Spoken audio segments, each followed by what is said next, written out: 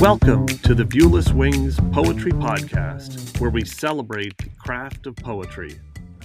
Each week, we feature interviews with incredible poets and artists, including Olivia Gatwood and A.E. Stallings, and original poetry read by the authors. I'm your host, James Morehead, Poet Laureate of Dublin, California, and author of Canvas and Portraits of Red and Gray. Carmine Di Biase writes about English and Italian literature, and his poems have appeared in various journals. Last year, his English translations of 13 poems by Cesare Pavese appeared in L'Enola che non tiene, Journal of Modern Italian Literature. Occasionally, he reviews books for the Times Literary Supplement. He has recently retired as Distinguished Professor of English at Jacksonville State University in Alabama. His chapbook of poems, American Rondeau, is due out from Finishing Line Press this summer. Carmine, welcome to the Viewless Wings Poetry Podcast. Thank you, James. It's an honor to be here. Well, before asking about your wonderful upcoming book, American Rondeau, I'd like to ask you a couple of questions about your years as an English professor. What poetic gift did you most want to share with your students? I think that what poetry can do for people who don't write it, who don't aspire to become artists of any kind, is to give them company, to express something that they have felt and that they haven't given voice to, and that might make them feel adrift and alone, and to discover a disturbing sentiment or a nagging, inchoate feeling, to discover it in print, in a structured, articulate form, I think can be a gift of immeasurable value. It can be a tremendous consolation. So what did you learn about giving effective feedback in your years working with students? And in that role, you're going to give feedback about their poetry in part, which is a very personal form of communication. I think sincerity needs to be rewarded, no matter what the formal defects of a poem might be, or an essay, or a piece of fiction. I think that if the sentiment is sincere, probably it needs to be rewarded and acknowledged, because probably there will also be signs in whatever form it's been expressed in. There will be signs of some kind of emerging structure. Because I do believe that every sentiment, every sincerely felt and expressed sentiment, is looking for its form, looking for its most natural, most economical form, so in that way, it comes from within. And that's what I've always tried to do with my students, whether they're writing a poem. I didn't teach creative writing, but sometimes we toyed with sonnets, for example, in my literature survey class.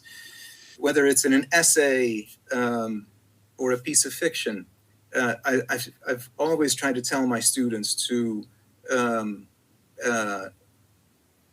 hang on very tightly to the impulse that led them to start the piece, because it's from there that everything else will come, including the form. Yeah, that's difficult to do. So that's terrific feedback to give to students. As we'll come back to later, you have a love of Shakespeare. I watched Joel Conan's The Tragedy of Macbeth, and it made me hungry for more Shakespeare. I'm gradually making my way through each of Shakespeare's plays. I haven't made it through all of them, but I'm gradually making it through all of them. Why have his plays achieved such longevity? And how can modern ears benefit from words written hundreds of years ago? Yeah, this is a question that's been that keeps getting asked every year, and every year there have been complaints about there being too much Shakespeare. I went in the year 2000 to a conference in Long Island at Hofstra University, where the not the organizer, but a member of the audience actually called for a moratorium on Shakespeare productions because he felt that they had been so bad in recent years, and yet they keep living. The plays do, and actually, I'm working as dramaturg. I've been working as dramaturg for something we call the Shakespeare Project here in Northeast Alabama, and our goal is to put on one Shakespeare play, half a dozen or 8 productions in a row of one Shakespeare play aimed at young audiences, free of charge, but with professional actors mixed in with student actors. And it's amazing. It's amazing how accessible the plays can be made. But I think that the reason that Shakespeare is still such a draw is that even in his own time, the settings and the characters were not local, except for the very English plays. The settings and the characters dislocate the stories that he tells, so that you're in this kind of fantastical world that is neither England nor Italy nor Austria nor France, and yet somehow nor Africa, and yet somehow this kind of kaleidoscopic mishmash of character, ethnicities, and locales results in a kind of universally adaptable, a universally accessible and appealing vision of humanity. Yeah. Well, indeed, without a name, you write, it's true. I carved a gaping hole into Mackenwald, and his innards steamed as they came out. So yes, my sword smoked, but I never cut a man in half, lengthwise, from the navel to the chin. In several of your poems, I imagine you winking at the reader. There's a mischievous humor in some of your poetry. How do you approach drawing from a source material as iconic as Shakespeare and finding that ability to wink at the reader? That's very kind of you to notice this and to say this. That poem actually comes from it actually comes from an article that I wrote on Macbeth years ago, because there's a moment in Macbeth. Macbeth is one of the best known plays, and even high school students will probably have a few lines of the witch's enchantment of their brew, the witch's incantation memorized. But there's a line in the encounter between the witches and Macbeth that snagged me when I was reading the play for the first time. Macbeth asks the witches, "What is it that you do?" And they say, "A deed without a name." And this became, the answer to that question. What in the world do the witches mean? A deed without a name. This became a kind of quest for me for several years to try to answer this question. And the more I pondered it, the more I read about the play, the more I read the play itself, the more clear it became to me that Macbeth, and in fact all of Shakespeare, is a kind of dramatic presentation of Shakespeare himself learning about the power of language, the power of naming. If you look at the play carefully, you see that the moments that are most poetic, the moments where Shakespeare has poured most of his powers of lyricism, are those moments that involve naming in one way or another, not just proper names, but the naming of things, of people, lists, and in short, what happens is that the thing that is named, the thing or the person that is named, is dominated by whoever's doing the naming. So when Duncan first meets Macbeth on the stage, he says, "My Cawdor, my Glamis," and it could easily escape us the fact that he's using a possessive pronoun there, and that's the point where, when Macbeth is named Thane of Cawdor, he's supposed to be happy. He's been promoted. Mm-hmm. But he's been given a traitor's name. The first Cawdor is going to be executed for treason. He's been given a traitor's title, and yes, it refers to a certain territory. Now he's Thane of Cawdor, in addition to being Thane of Glamis. But the problem is he's been given a traitor's name, and he's been given this name by the king, and it's from the king that all of his identity has ever come from and will ever come from, unless he kills the king and becomes king himself. And at the very end of the play, Malcolm, at the end of the play, is grim. But Malcolm, it's grim because Malcolm, it repeats at the end of the play what happens at the beginning of the play. He says, all my thanes shall be earls, the first that ever in Scotland ever named. So everyone should be happy. But of course, we know that at that moment, there's another Macbeth in front of him somewhere. There's another person bristling at the sudden realization that all of his being will forever come from above and not from within. Mm-hmm. And this is why I think Macbeth never enjoys a moment of his position. He never enjoys being king for a moment, because what he really wants is not to be king, but rather not to be the subject, not to be forever subject to the king's whims.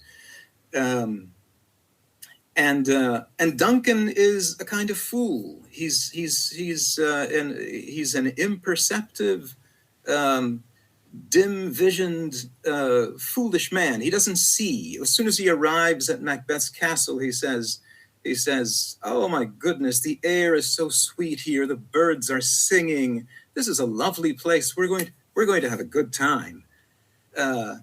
And at one point he actually says, when the real the first Cawdor is revealed as a traitor, he says, "My goodness, there's no art to read a man's mind in his face." I may have that line wrong, but he says there's no way. There's absolutely no way to know what a man is really thinking, is there? In other words, I never expected this from Cawdor. And of course, he doesn't learn anything from the experience. He repeats his mistake with the next Thane of Cawdor. So your book, American Rondeau, is so wonderfully playful with language, combining complex forms with literary references, yet tackling contemporary and, in many cases, personal subjects. I'm fascinated by poets that employ received forms so effectively. How do you choose the form your poetry uses? So I began the book. I put the book together. The book came together um, kind of gradually. And it dawned on me gradually that that this mixture of poems inspired by Shakespeare, mixed with a larger proportion of poems that draw from my own life, form a kind of exploration. Metaphorically, we can say that they form a kind of dance with American life. My parents came from another country. They came from Italy. I grew up speaking Italian. I still speak Italian with my brothers and with my father, who's still alive. In the home, we always spoke Italian. And then I studied it also because I didn't want to lose it. And it was partly that whole experience that led me to literature. I began in engineering, and I wasn't cut out for it. It didn't hold me. And I was drawn to Shakespeare because of your one of your earlier questions, because so many of his plays are set in Italy, and Italy of his imagination. And I was stunned later to learn that there's absolutely no evidence at all that Shakespeare ever traveled outside of England, let alone to Italy. He knew Italians. He probably knew John Florio, a famous lexicographer, who was the son of a Jewish, probably a Jewish Italian immigrant. So the forms, it occurred to me that I was using forms, that I was drawn to restrictive forms for all kinds of reasons.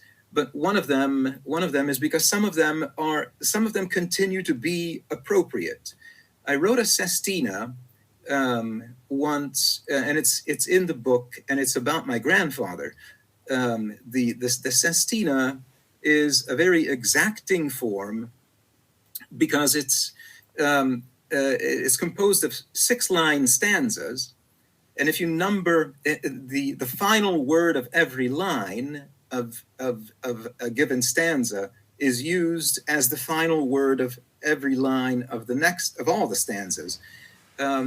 But the pattern has to be repeated. The pattern has to be manipulated in this way. If you number the lines 1, 2, 3, 4, 5, 6, then in stanza 2, the end words have to appear in this kind of interlacing pattern.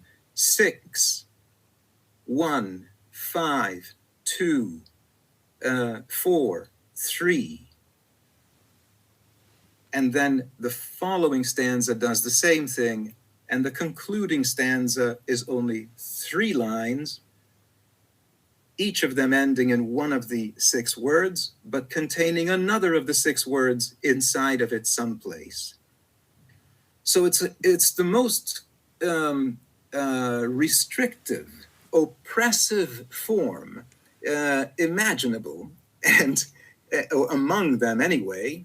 And so when James Woodward, my colleague in music, asked me to write a poem in the voice of Lady Macbeth, he just gave me he gave me one prompt. He said, I want Lady Macbeth in front of a modern bathroom mirror, mulling over what has just happened to her.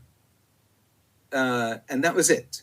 So I decided to put it in the form of a sestina, and because Lady Macbeth is a trapped character, and so the claustrophobic nature, the oppressive nature of this form matches her frame of mind. And then I did the same kind of thing for slightly different reasons with Puck from Midsummer Night's Dream and Gloucester from King Lear. This is a very old form. It goes all the way back to the troubadour poets before Dante. And a lot of these forms have to do with dance, and they were performative. They were forms that that poets played with and competed with in public settings. The ballad is clearly related to dance, but its content was, and I have one ballad in my upcoming collection. Its content was the same kind of content that we see in our tabloid magazines, like the National Enquirer: sensational crimes, freakish births, famous people murdered in gruesome ways. And some years ago, I thought, oh my God, this is just the kind of story for a ballad. And it was the story of Mr. Maives, who is now in prison because he found someone who would allow him to eat him. Maives is the famous or the infamous German cannibal, whose story was told in a number of news accounts, and he eventually wrote his autobiography. He was actually imprisoned and released because there was no provision in the German law for dealing with such a crime, because it was all videotaped, and his victim was not even a victim really, because he consented completely. And so I invented almost none of the details for that ballad. All of that is almost all of it, except the dialogue, and some of the dialogue too is true, but almost all of it is drawn from news accounts of this gruesome event. It was just the kind of thing that 16th century and 15th century ballad mongers would sell at their bookstalls. And then, of course, it's absolutely fascinating. I didn't realize how much of it was found poetry, and it's again going back to your mischievous sensibility that's buried inside your poetry. I thought that was a wonderful example of it. And yes, the form being so appropriate for the subject matter, I think that's a wonderful way to think about it. Especially for poets that are trying to decide, well, what form does this poem take? Sometimes starting with the form makes sense, and other times you find the form in the poem. Very cool. So I want to switch to something totally different. So in Elegy to a Cyclist, you do something all poets are called to do from time to time, to eulogize a friend or family member. It's one of the hardest poems to write. I've had to do it, unfortunately, several times. Usually without forewarning or much time to complete the task. Your poem closes with, "Come down some sunny day and ride with us and lay your winged shadow on our backs." Love that. That's a beautiful line. For poets being asked to write a poem in memoriam, how do you recommend approaching the task? I think the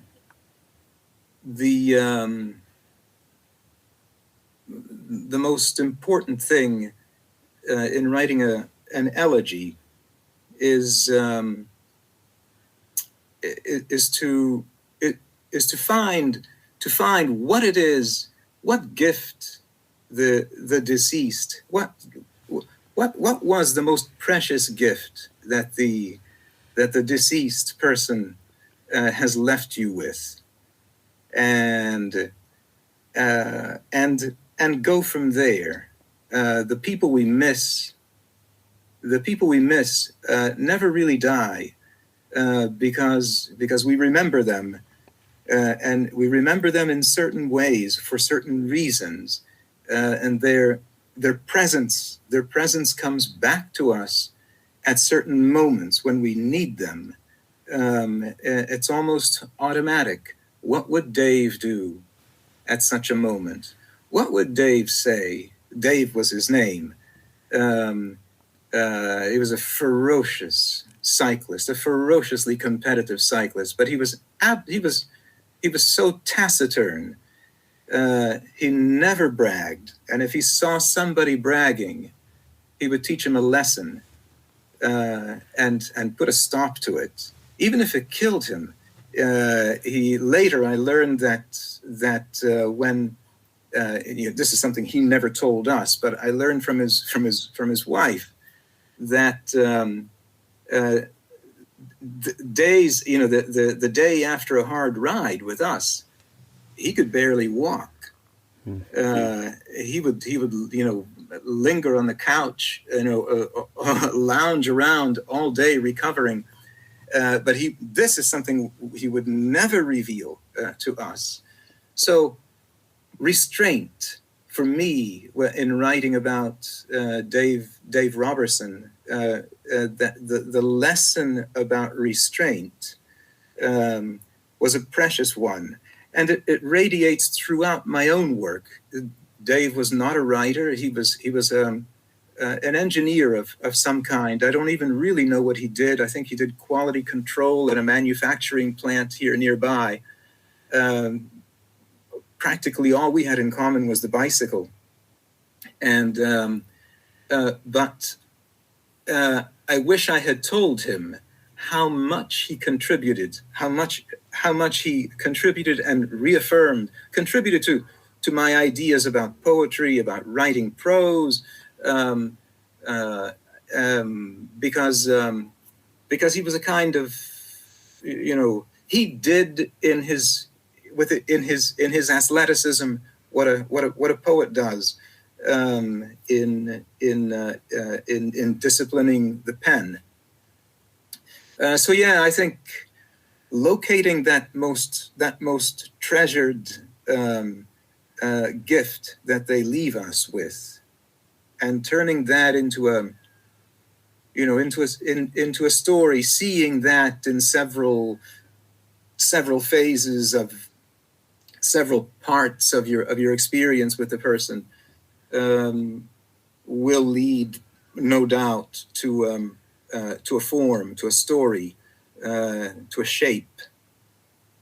That's a wonderful way to think about it, and I think I've done that intuitively, but that's, I know I will, I'm sure, be asked again in the future, and that will ring in my ears. So before you read a couple of selections from American Rondeau, I'd like you to share a wonderful sestina that is being transformed into a short film, and to say a little bit about the trilogy of films based on your Shakespeare-inspired sestinas.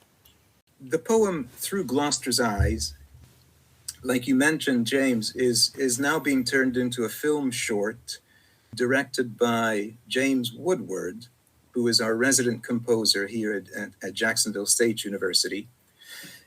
And I'm very much looking forward to it because he turned the earlier sestina, Consider It Not So Deeply, into a film short, which you discovered in one of the film festivals.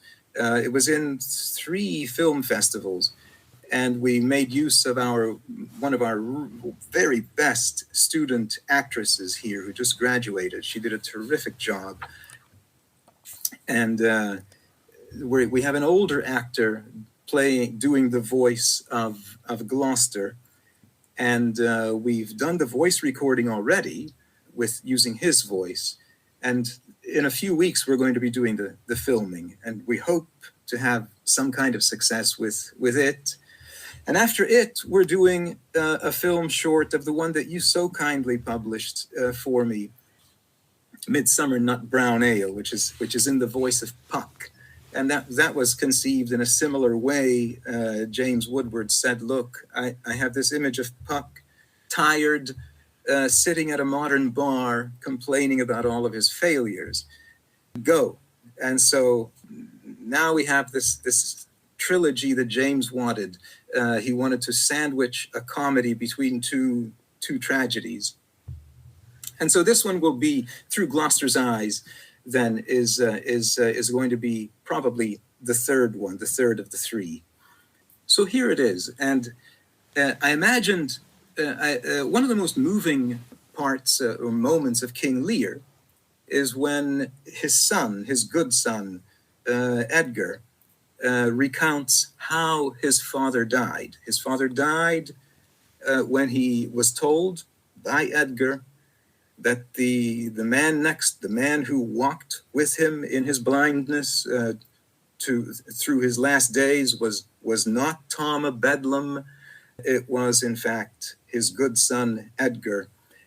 And at that moment, and this all happens off stage, at that moment, Gloucester's heart cracks because it's torn, as Edgar says, between two extremes of happiness and grief.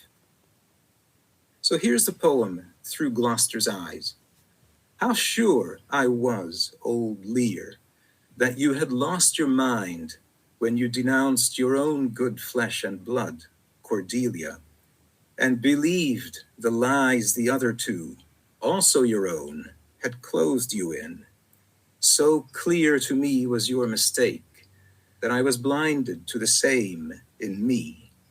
My poor Edmund, whoreson child, hated me for laughing as I told of how I'd lost my virtue at his making. A mistake of youth, I said, a folly of the flesh, conceived under the dragon's tail and clothed therefore in filth. They served me well, such lies. But you, Lear, shed that motley suit of lies and saw your body's truth. There, before me, withered and enraged, you stood, your unclothed, trembling form, blue-veined, pale and small. You lost the world and found yourself, became your flesh, every inch of it a king. Your mistake, your vanity became then my mistake alone. No rain could wash the world's rank lies from me, forked animal, nor cool my flesh. You shook to see what had become of me, my eye holes hollowed out, their luster lost, hardened gore hanging from a frame ill-clothed. Grief without end it seemed, till Edgar, clothed in rags and howling mad, made me mistake a plain for Dover's cliffs. I would have lost my being there, tossed myself, all my lies, to the rocks below. He knew to let me play at falling down, off this world of flesh. I rose up from my knees, and he then, flesh of my flesh, spoke as himself again, closed me in a son's embrace, kindly schooled me. To drop unripe, he called a fool's mistake. Now I see, here my empty bone cage lies at rest, whistling in the wind, glad it lost in time its ripened flesh, my old mistake incarnate. Now, unclothed at last, no lies can hold me. I am wind, now touched, now lost. You know, on my poetry to-do list is tackling the sestina, a form that fascinates and terrifies me. I'm amazed by your ability to employ a form with such rigid rules and not have the form overwhelm the poetry. So many questions on this, but I'll try to distill it down to just one, really. How do you approach the inevitable editing trade-offs and puzzles required to remain true to the form and maybe the critical choice of 6 words, or is it critical and you just make it work? I'm just curious how you approach, not as a recipe, but as sort of an intellectual challenge, making the form work without it overwhelming the poetry. Yeah, I think this is crucial. I think that it has to be something much more than a puzzle, much more than tinkering with words. And I do think the choice of the 6 words is important. But once you've settled on it, you have to find a way, I think, to make none of it seem forced. Mm-hmm. To make, like you said, to keep the form from overwhelming the meaning. Because once that happens, the balloon bursts. And it's no longer a poem. It's it's a word game. And I think the goal needs to be to make, to let the form dawn on the reader upon a second or third or fourth reading, so that it emerges after the fact. It emerges as a kind of secondary thing, which then comments, which then further informs or deepens the message, the content. Beautiful. Well, now I'm going to have you read a couple of poems from American Rondeau, and then I'll ask you a couple questions, and then I will send you on your way to create more beautiful poetry. As we were talking about a little earlier, I see this little collection of poems of mine as a kind of dance with American life, which for me has been I think enriched quite a bit because of my parents, because they raised me speaking a different language, Italian, and oddly enough, that gave me access to Shakespeare, a kind of access to Shakespeare that I might never have had before. But there are other forms. I never thought that I would be writing poetry. I fell into the business of writing poetry through translation. It was as I was translating Cesare Pavese's poems that it occurred to me that I might have a little something of my own to put in these word boxes that we call poetic forms. Oddly enough, Pavese was an Americanist. He was deeply influenced by Walt Whitman, and he was the Italian translator of Moby Dick.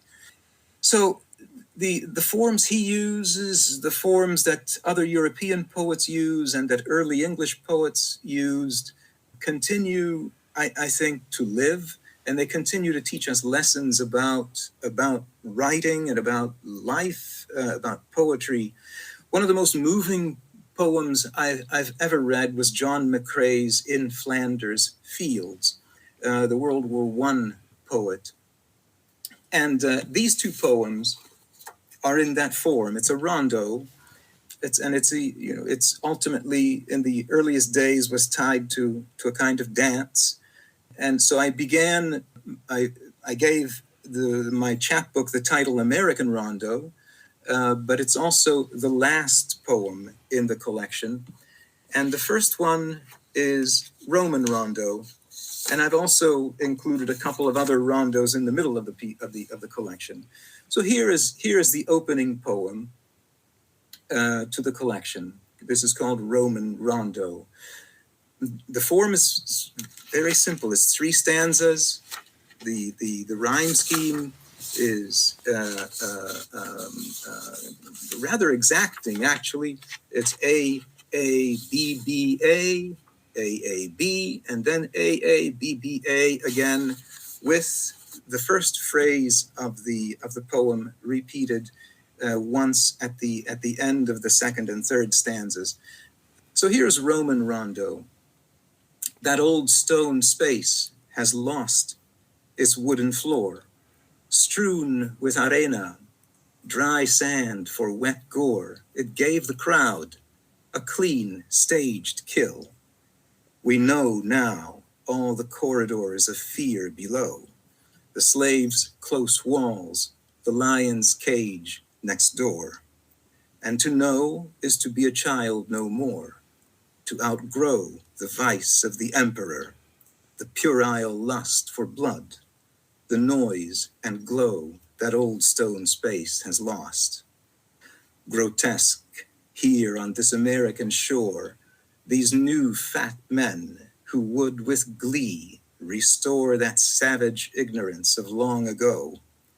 In their arenas of glass and steel, no valor lives, only the borrowed horror that old stone space has lost. So that's my opening poem, and then my closing poem is one that was published in the South Florida Poetry Journal when Lenny de la Rocca gave us all a stimulus. And it was just one line, and he asked several people to to spin a poem around that one line. So here is American Rondeau. I nearly overlooked this arrowhead tonight. See how it glows like Mars, faint red under this moon, this piece of silica that long ago tore through the viscera of some poor beast on which the hunter fed. Suspended in this blackness, all outspread against the stars, the quickening homebred objects float, a teeming cornucopia I nearly overlooked.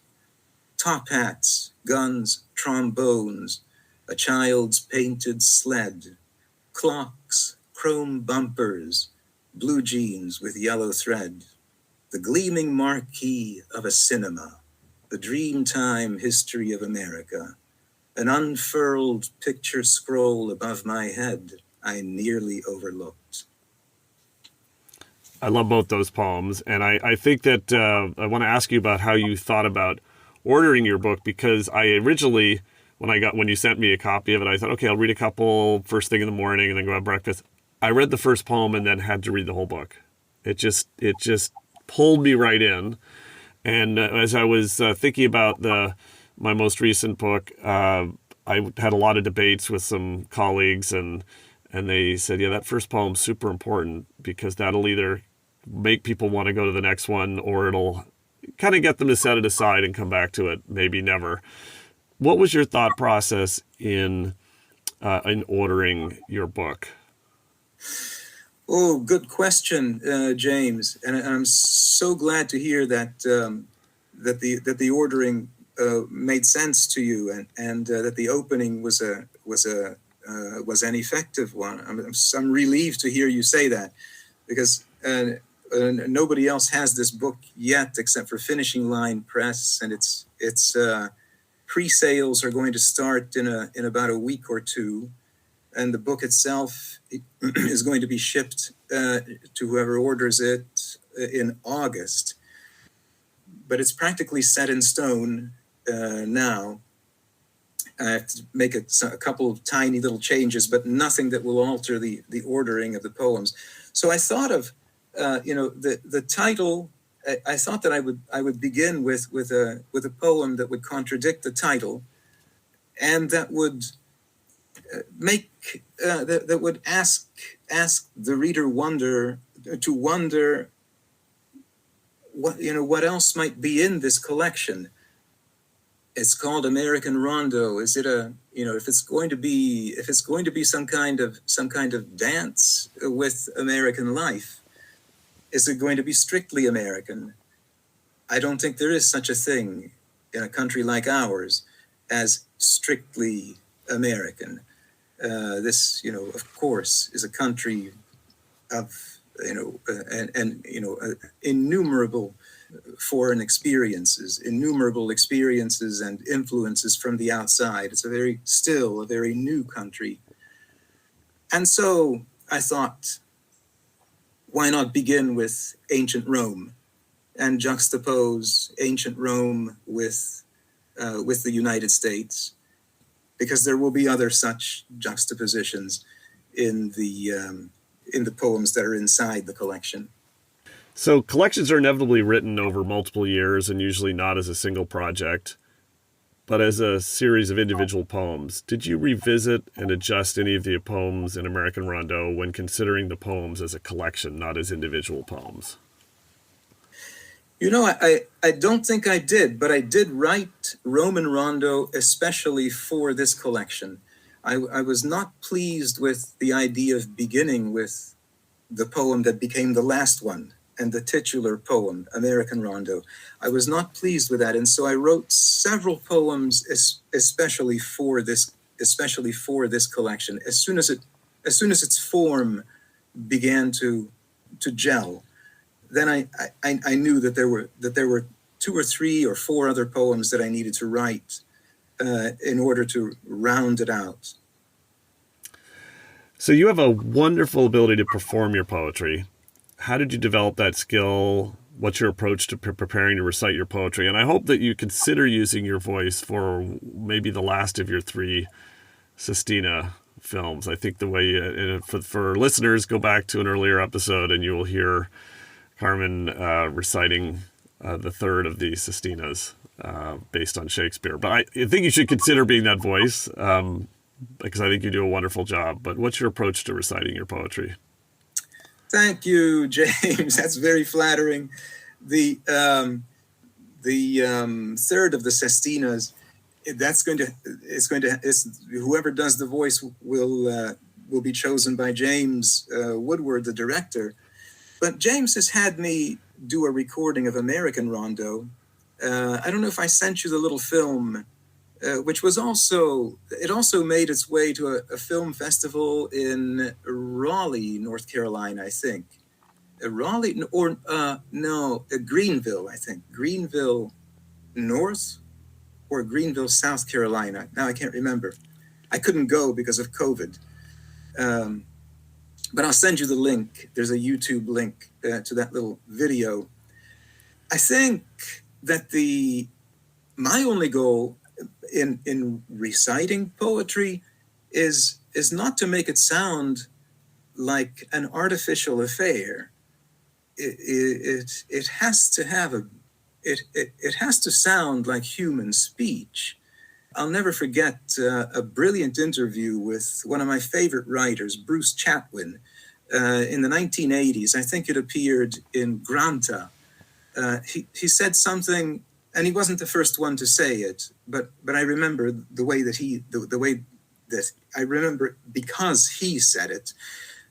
He said that the power of Dante's Inferno lies in the fact that it lies in his form. It lies in the fact that his terza rima, his three-line form, has a kind of rhythm that emulates the rhythm of the walking pace that characterizes Dante's walk along with Virgil through the regions of hell. And he said also that of course the iambic beat is a heartbeat. Billy Collins says that to write poetry you have to think iambically. Well, there's a lot in that. What he means, I'm sure, is what Bruce Chatwin meant, and that is that the pulse of the English language is capable of replicating the human pulse, the heartbeat, and so along with inflections, along with slowing, moments when you slow down, moments when you come to a stop, a caesura, for example. If you're going to bring a clause to a stop in the middle of a line, there had better be a good reason for it, and it had better be rooted in the meaning of the very syllable that creates the stop. And I think it's our job, I think, in writing poetry or prose is to keep the language in a state of flux until we put it down on the page, and the shape that it ultimately hardens in had better be as close as possible to something about the shape of the meaning that it conveys, so that the form, not just the form of the poem, but the form of the phrase matches as closely as possible something about the form of the meaning. And every meaning has a form. That's the hard thing. How do you find the shape of a meaning? What do you mean? Well, if you're expressing heaviness or pain or even extreme pleasure, then maybe you want to bring 3 or 4 stressed syllables in a row, unrelieved by unstressed syllables that might speed up the pace inappropriately. But for that to work, you need a rhythm behind it and ahead of it that can isolate that moment as an exception, an anomaly, a genuine slowing down or stopping. I hope I've gotten somewhere close to an answer. No, I think you have, and you've given this. I've asked this question of several poets. Olivia Gatwood's a wonderful performance poet and comes at it from a totally different perspective. So I think that's very helpful, and I'm listening with eager ears as I'm trying to continuously improve my ability to perform my poetry. Well, finally, to close out, what projects do you have on your plate right now? What are you working on? What are you excited about in the coming years? So I'm working now with a professor that I had in the 1980s in Dayton, Ohio, named Lawrence Hussman, whose poems I happened upon about a year ago because someone alerted me to the fact that he had written a chapbook and a memoir of his experience at Wright State University in Dayton, Ohio. And he changed the names of many of the people that he savages in that book, but I knew almost all of them because I was there, and I never knew Hussman closely while I was there. But I reviewed his book for the Vincent Brothers Review, which is a journal, an arts journal published by another one of Hussman's former students. And it turned out to be a memoir of my own. And the editor told me, it doesn't matter that you know all these people and that you're too close to this material. Turn your review into a memoir. So I did. And so I wrote this long review that's basically a memoir of my own. And then Hussman I wrote to him and he wrote back to me, and we've been in contact almost daily ever since. And he's come out with another chapbook. Recently, we exchanged poems. He's in his 80s and he's living on the Oregon coast and still very active. He's a Dreiser scholar, a scholar of Frank Norris and other American naturalists. And so now I'm helping him put together his collected poems, which we hope to publish along with a revised version of that memoir of mine as an afterword. We don't know who's going to publish the collection yet, but we'll find a source. And I'm working on an Italian play that I translated. This is a totally different project, but a playwright named Alessandro Casola, who lives I think he's living in Rome, has written a play that has received a great deal of attention called, in Neapolitan dialect, Amunezza, which means l'immondizia, filth or waste. And it's about the problem of solid waste disposal in the city of Naples. I translated this play for him, and it's been translated into half a dozen other languages. And now I'm writing an essay about it for a collection of essays on discard and waste in Mediterranean literature. This is a growing field that I know very little about, but I'm beginning to read. I'm reading theoretical tracts on the whole business, and that's another project I'm working on, and another one is a collection of translations of biographical and autobiographical documents that have to do with an Italian writer that I've dedicated much of my life to, Italo Svevo. That's a pen name. He was really a Jewish Italian from Trieste. His real name was Hector Aaron Schmitz, or Ettore Schmitz. And he wrote his masterpieces, Confessions of Zeno, or La Coscienza di Zeno. James Joyce befriended him and had his first two novels translated into French, and he became well known. And in fact, Svevo is one of the models that Joyce used for Leopold Bloom. He had a picture of Svevo above his desk as he finished James Joyce's, as he finished Ulysses. So, along with another scholar, I'm putting together a collection of autobiographical documents, essays, letters, and so on, that have never appeared in English together in the same place before. all of which have to do with Svevo. Those are my main projects. As I expected, you've got a lot coming up, and that's terrific for all of us that love to read your work. Well, thank you so much for taking a few moments to share your poetry, your insights with the Viewless Wings Poetry Podcast. And for all listeners, look out for American Rondeau. By the time this is live, it should be in pre-sale. So make sure to reserve a copy. It is an absolutely wonderful read that you will read cover to cover. I guarantee it in one sitting. It just draws you right in and does not let you go. So thank you again. It's been wonderful talking to you. Thank you, James. You're most welcome. And I have to say, I really enjoyed your latest book and that marvelous impressionistic romp through Russia.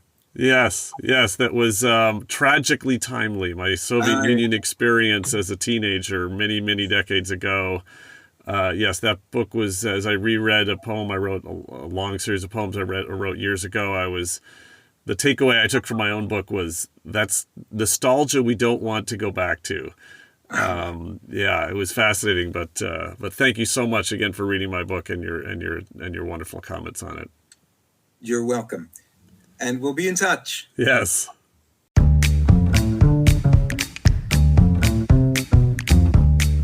The Viewless Wings Poetry Podcast is written and produced by James Morehead. You can follow me on Twitter at Dublin Ranch, subscribe to the Viewless Wings Poetry Podcast, and follow us on viewlesswings.com or on Instagram at Viewless Wings.